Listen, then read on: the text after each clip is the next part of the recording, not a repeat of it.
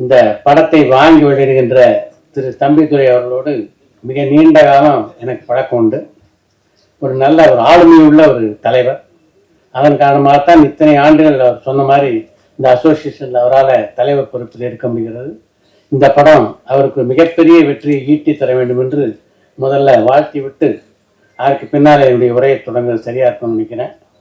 எனக்கு 80 வயசு அப்படின்னு சொன்னார். நெருங்கிக்கிட்டு இருக்கேன்னாரு தம்பிதுரை. வாங்கியிருக்க படம் பார்த்தீங்களா? காதல் படம். ஏன்னா அவருக்கு தெரியும் இது ஒண்ணுதான் சாகாவரம் பெற்றது அப்படின்னு. அந்த சாகாவரம் பெற்ற படங்கள்ல வசந்த மாளிகைக்கு தனி இடம் உண்டு. இந்த வசந்த மாளிகையை பொறுத்த வரைக்கும் இங்க மேலையில் இருக்கவங்கள எனக்கும் குகனானுக்கும் கொஞ்சம் கூடுதல் பந்தம் உண்டு. என்னன்னா வசந்த மாளிகை படத்துடைய படப்பிடிப்பு நடைபெற்று கொண்டிருந்த போது அவர் ராமாயணோடு நெருங்கிய தொடர்பில் இருந்தார். நான் அப்போ பத்திரிகையாளனாக இருந்தேன். வாய்மை ஸ்டூடியோ எனக்கு தெரிஞ்ச அந்த படத்துடைய படப்பிடிப்பு நடைபெற்ற போது ஏறக்குறைய 20-30 நாட்கள் அந்த படப்பிடிப்பு தளத்திலே நான் செய்தி சேகரிப்பதற்காக போயிருக்கேன். அப்போ நான் ஒரு பத்திரிகையாளர். அந்த படத்தை பற்றி இனிமே யாரும் எந்த லைனும் பேச முடியாது நினைக்கிறேன். ஒரு தீசிஸ் எழுதுற அளவுக்கு குகநாதன் பொழந்து கட்டிட்டார் அந்த படத்தை பற்றி மொத்தமாக. அவரை தாண்டி அந்த படத்தை பற்றி பேசுறதுக்கு எதுவுமே இல்லை அப்படின்னு தான் என்னுடைய நினைப்பு. குகநாதன் என்னுடைய இனிய நண்பர்னாலும் அவருடைய ஒரு பேச்சை நான் மறுக்க கடமைப்பட்டிருக்கேன். வாணிஸ்ரீ அவ்வளோ அழகில்லைன்னாரு. அதை நான் வன்மையாக கண்டிப்பேன்.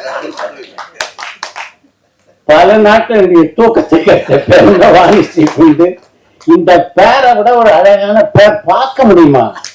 காதல் பேர்னா இதுதான் ஜோடி அப்படின்னு எல்லோரும் கிறங்க விட்ட ஜோடி இல்லையா சிவாஜி வாணிஸ்ரீ? அதை தாண்டி ஒரு ஜோடியா பார்க்க முடியாது. அந்த படத்துடைய வெற்றிக்கு அவங்க 2 பேருடைய கெமிஸ்ட்ரி மிக மிக முக்கியமான காரணம்.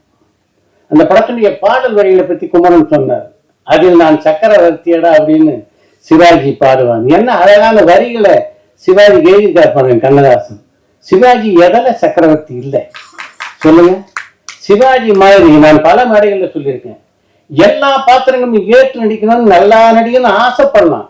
சிலருக்கு தான் அது பொருந்தும். அப்படி பொருந்திய ஒரு மாபெரும் கலைஞர் சிவாஜி மட்டுமே அப்படின்னு நான் சொன்னேன். ஏன்னா அவர் தான் நீங்க கர்ணனாவும் பார்க்கலாம், அப்புறம் பார்க்கலாம், தெய்வ மகன்ல ஒரு சின்ன பையனாவும் பார்க்கலாம், எங்க ஒரு ராஜால ஒரு வாலிபனாவும் பார்க்கலாம். இது மாதிரிலாம் மற்ற நடிகரை பார்க்க முடியாது. கூடு விட்டு கூடு பாய்கின்ற மாதிரி நடிக்கக்கூடிய ஆற்றல் பெற்ற ஒரே நடிகர்னா சிவாஜி மட்டுமே. இந்த படத்தை பொறுத்த வரைக்கும் ஏறக்குறைய இந்த படம் 54 ஆண்டுகள் ஆகுது. இப்போ நேற்று சில தயாரிப்பாளரோடு பேசிட்டு இருந்தேன். போய் படம் வாங்க இவர் இல்லை, அவர் இல்லை, டிஸ்ட்ரிபியூட்டர் இல்லை, ஓடிடி இல்லை, சேட்டலைட் இல்லைன்னு. 54 வருஷம் முன்னாடி இல்லையான படத்துக்கு இந்த மேடையிலேயே 3 யூனிவர்சல் இருக்காங்கன்னா இது போன்ற சாதனையில அவர் யார் செய்ய முடியும்? நினைச்சு பாருங்க. 1972ஆம் ஆண்டுல வெளியான இந்த படம் சில 2 ஆண்டுகளை கடந்து ஓடி. சிவாஜியை பொறுத்த வரைக்கும் அவருக்கெல்லாம் மரணமே இல்லை அப்படின்னு சொல்லுவேன். சிவாஜி மறைந்து விட்டதா யாராவது நம்மள நினைக்கிறோமா? சிவாஜி சரீரம் தான் இல்லை, அவ்வளவுதான். ஆனால் நம்முடைய இதயங்கள் எல்லாவற்றிலும் வாழ்ந்து கொண்டிருக்கிறார் சிவாஜி அப்படின்றதா உண்மை. இன்று வரையிலே இன்னும் சரியா சொன்னோம்னா இந்தியாவுடைய 8வது தேசியம் எந்த கட்டடம் இல்லை. கற்பவர் விருட்சம் மாதிரி இந்த கலையை காத்து கொண்டிருந்த நடிகரும் சிவாஜி கணேசன் தான் இந்தியாவுடைய 8வது அதிசயம் என்று நான் சொல்லுவேன். சிவாஜி வச்சு 2 திரைப்படங்கள் எடுக்கக்கூடிய வாய்ப்பு பெற்றவன் தான். 2 படமே மாபெரும் வெற்றி படங்கள். ஒரு படம் வாழ்க்கை. இந்த வாழ்க்கை திரைப்படத்தை பொறுத்த வரைக்கும் என்னுடைய நண்பர்கள் எல்லாரும் சொல்லுவாங்க, இன்னைக்கு கூட நம்முடைய வாழ்க்கையில எங்கேயாவது சோர்வு ஏற்படும் போதுன்னா வாழ்க்கை படத்தை தான் போட்டு பார்ப்போம், திருப்பி ரீஜெனரேட் ஆகும் அப்படின்ட்டு. அந்த மாதிரி ஒரு எல்லோருக்கும் உற்சாகத்தை தரக்கூடிய படம் வாழ்க்கை. மனோஜ்குமார் சொல்லும்போது சொன்னார் சிவாஜியுடைய அந்த படப்பிடிப்பு டைமை பத்தி. அது மாதிரிலாம் ஒரு டைம் வர்ற கலைஞரை பார்க்கவே முடியாது. எல்லா படப்பிடிப்பு தலைமையிலையும் பார்த்தீங்கன்னா காலையிலேருந்து ப்ரொடக்ஷன் மேனேஜர் வேலை இல்லைன்னா, சார் படம் கிளம்பிட்டீங்களா, எத்தனை மணிக்கு கிளம்புங்க, 8 மணிக்கு ஷூட்டிங்கு, டைரக்டர் வந்துட்டான்னு சொல்லிட்டே இருப்பாங்க. சிவாஜியை மட்டும் ஒப்பந்தம் விட்டீங்க படத்துக்குன்னா இந்த ப்ரொடக்ஷன் மேனேஜர் ஜாலியாக வீட்டிலே இருக்கலாம். ஏன்னா சிவாஜி 8 மணிக்கு வருவாருன்னு எல்லாருக்கும் தெரியும். 7:50க்கு எல்லாரும் இருப்பாங்க. சிவாஜி விடுவாரு 8 மணிக்கு, அதுக்கு முன்னால போனோம். அந்த அளவுக்கு ஒரு பங்க்சுவாலிட்டியும் ஒரு கண்டிப்பையும் சினிமா செட்ல ஒரு ராணுவம் மாதிரி இருக்கணும் சினிமா செட். அப்படி ஆக்கினோம்னா அது சிவாஜி கணேசன் மட்டும்தான். அவருடைய பெருமை பார்த்தோம்னா சொல்லிக்கிட்டே போகலாம். இது எனக்கு அப்புறம் 2-3 பேர் பேசிருக்காங்க. ஆல்ரெடி நேரம் கடந்துச்சு அப்படின்றதுனால என்னுடைய உரை முடித்துக் கொள்கிறேன். இந்த படம் மாபெரும் வெற்றி அடையும் சந்தேகம் இல்லை. ஏன்னா மறு வெளியீட்டிலேயே பல சாதனைகளை பண்ண படம். இது வந்து 3வது முறையோ 4வது முறையோ மறு வெளியீடு செஞ்சுக்கிறேன்னு நினைக்கிறேன். இப்ப பல திரைப்படங்களுடைய பல முக்கியமான கதை நடிக்கிற படங்களே பார்த்தீங்கன்னா வெள்ளி சனி ஞாயிறு மேல தாண்ட மாட்டேங்குது.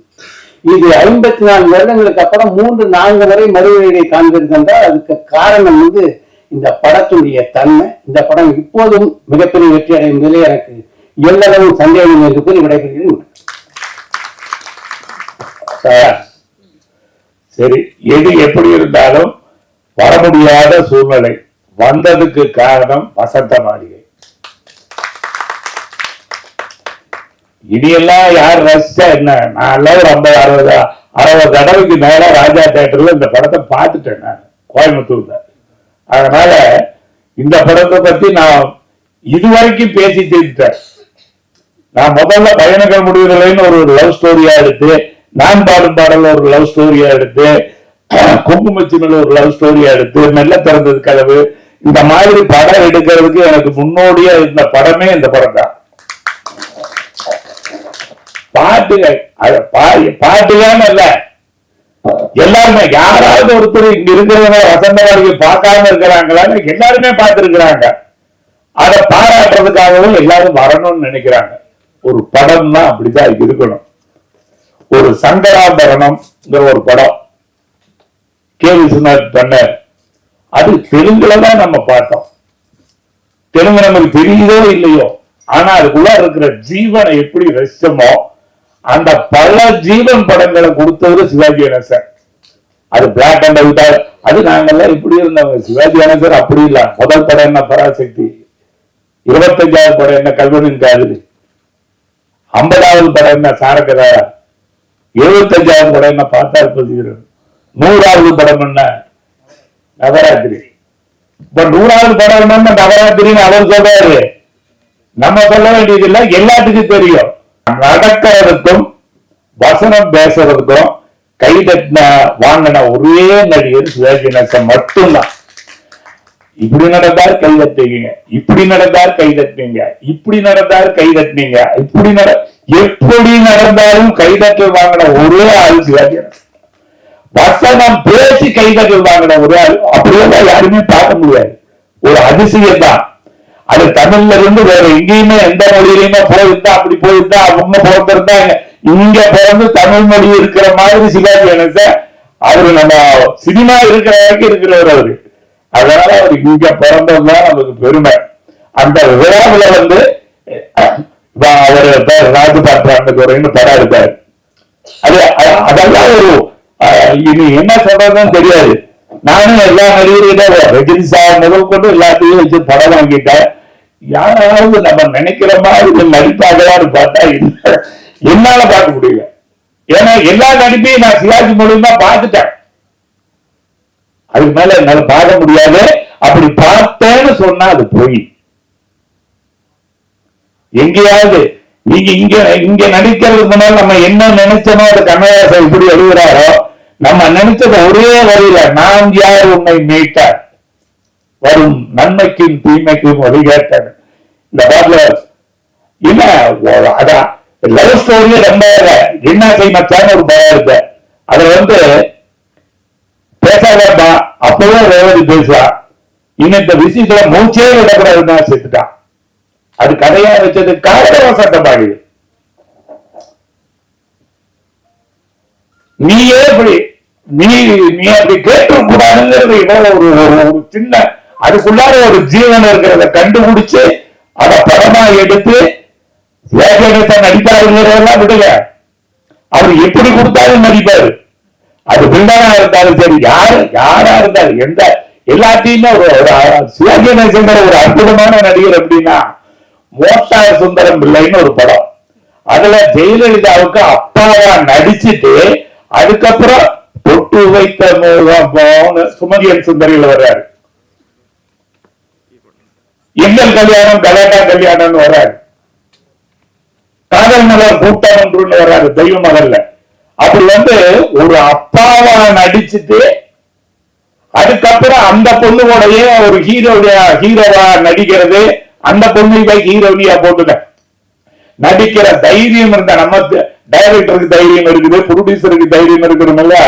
அதை விட நடிகருக்கே ஒரு தைரியம் இருக்குதுன்னா அது சிவாஜி கணேசன் தான்.